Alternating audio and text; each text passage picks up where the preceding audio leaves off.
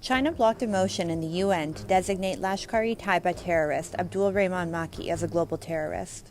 Jaish-e-Mohammed terrorist Abdul Rauf Azhar was saved from sanctions in August. And now, 2611 mastermind Sajid Mir has also found assistance from the Chinese.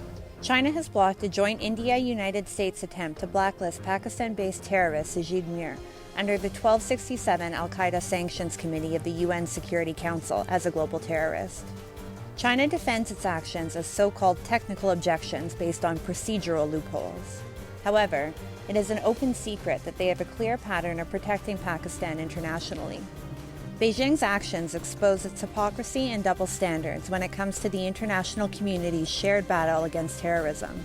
Political considerations, unfortunately, prevent the Sanctions Committee from achieving their intended aims, thus derailing the efforts to fight terrorism. At the UN Security Council briefing on Ukraine's fight against impunity, India, while taking aim at China, strongly cautioned against the politics of protecting terrorists. Politics should never, ever provide cover to evade accountability, nor indeed to facilitate impunity. Regrettably, we have seen this of late in this very chamber when it comes to sanctioning of some of the world's most dreaded terrorists. Diplomatically, China has provided almost unwavering support for Pakistan at the United Nations. Meanwhile, Pakistan assumes that their friendship is as sweet as honey and as deep as the sea. And to prove its loyalty to Beijing, Pakistan has forfeited territory and sovereignty. Pakistan, facing economic and political uncertainty, has relied upon Chinese loans. China is enjoying many benefits under its Belt and Road Initiative in Pakistan. However, it seems that the real impetus behind Pakistan and China's relationship is in attempting to keep their common rival, India, off balance. While Beijing attempts to counter India by keeping tensions on the boil in its neighborhood, Pakistan and their nefarious intelligence wing, the ISI, spread misinformation against New Delhi. Islamabad attempts to mislead the global community with baseless and malicious propaganda against India. All successive governments in the Islamic Republic have used Kashmir as a scapegoat in its shameful diplomatic approach against India.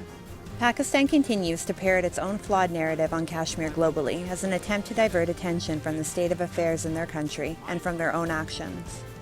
Pakistan's economy is on the verge of crisis, and the recent floods have displaced and killed many.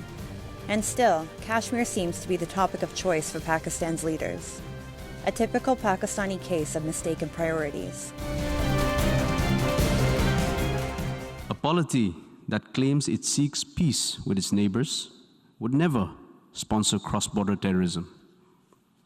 Nor would it shelter planners of the horrific Mumbai terrorist attack, disclosing their existence only under pressure from the international community.